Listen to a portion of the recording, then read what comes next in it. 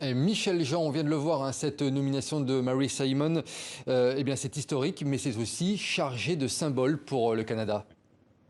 Ben, moi, je pense, évidemment, pour les Autochtones, c'est toujours un sujet important, mais vous savez, les motifs fleuris qu'il y avait sur sa robe et qu'on voyait, ben, c'est fait avec du perlage, un motif traditionnel. Toutes les communautés autochtones pratiquent le perlage. C'est une pratique qui est faite par les femmes. Alors, toutes les femmes autochtones qui ont vu la gouverneure générale ont remarqué qu'elle portait des symboles et des vêtements autochtones. Ça, en soi, pour les communautés, c'est quelque chose.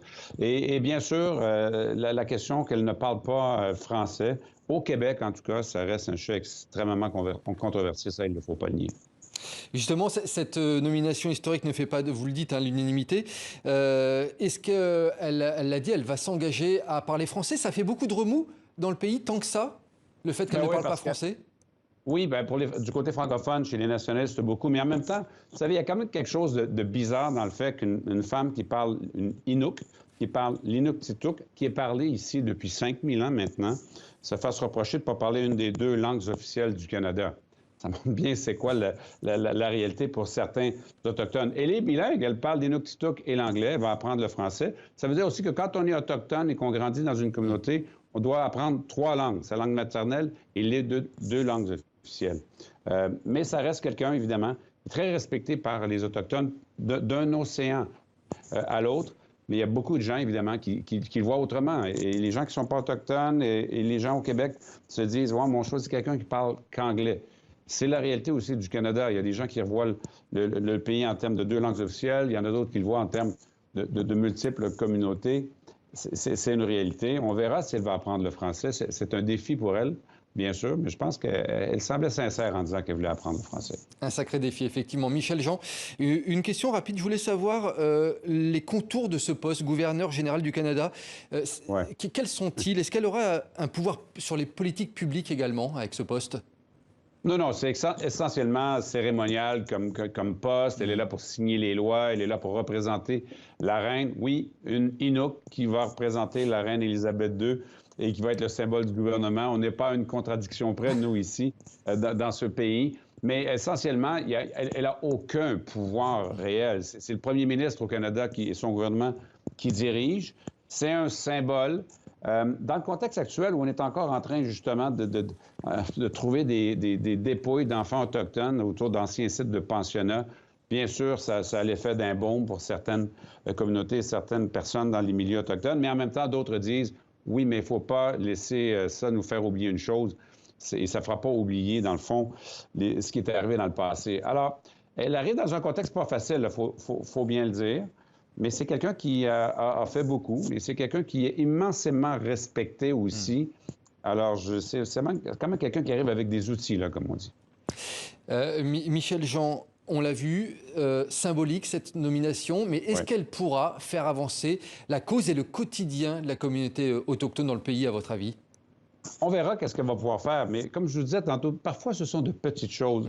Nous, ici, les Autochtones, un des problèmes, c'est qu'on ne se voit nulle part. On n'est pas dans l'espace public, on n'a pas beaucoup d'espace. Et là, les gens vont voir une Autochtone dans une position, oui, bien sûr, c'est certainement honorifique, mais en même temps, c'est quand même en tant que représentant du gouvernement du Canada. Donc, les gens vont voir ça. Et ça, pour beaucoup d'Autochtones qui vivent souvent dans des communautés qui sont assez éloignées, ben, ça montre qu'ils existent. Et comme le disait son ami tantôt, ça montre aussi aux gens, et je pense aux jeunes dans les communautés, que ce genre de... On peut accéder à ça, on peut accéder au pouvoir, on peut... et que ce n'est pas réservé seulement aux gens qui ne sont pas autochtones. Alors, ce sont de petits pas, on va se le dire, là, je veux dire, mais quand même, ce sont des pas... Quand on n'avance pas beaucoup, un petit pas est déjà un pas en avant. Est-ce que c'est une bonne chose pour Justin Trudeau sur le plan politique, cette nomination?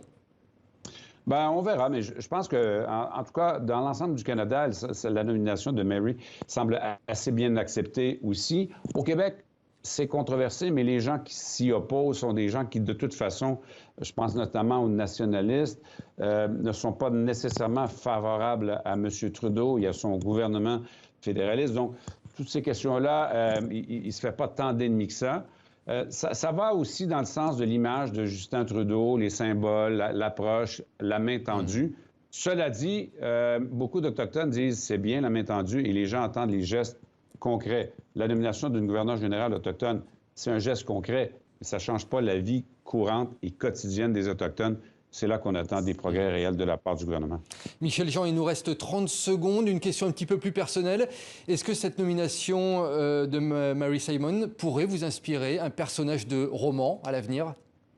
Peut-être, hein? Peut-être, parce que c'est quand même quelqu'un d'important. Et moi, je regardais tantôt les gens qui étaient autour d'elle. Ça me faisait chaud au cœur quand même de voir toutes ces personnes qui sont contentes d'être là. Et ça représente quelque chose. Alors, dans mes romans, dans Maïka, mon dernier roman, je parle des pensionnats autochtones. C'est la dure réalité, là.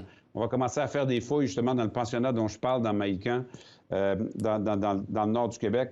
Alors, on est aussi rattrapé par cette réalité. C'est important pour nous aussi. On attend de voir comment ça va se passer. Mais la fiction, ce qui est fantastique, c'est qu'on peut écrire beaucoup de choses aussi avec. Voilà. Et bien, on va suivre ça et on va suivre vos prochains romans et on va suivre, bien entendu, l'action de Mary Simon au Canada. Merci à vous, Michel Jean, d'avoir été l'invité de TV5 Monde.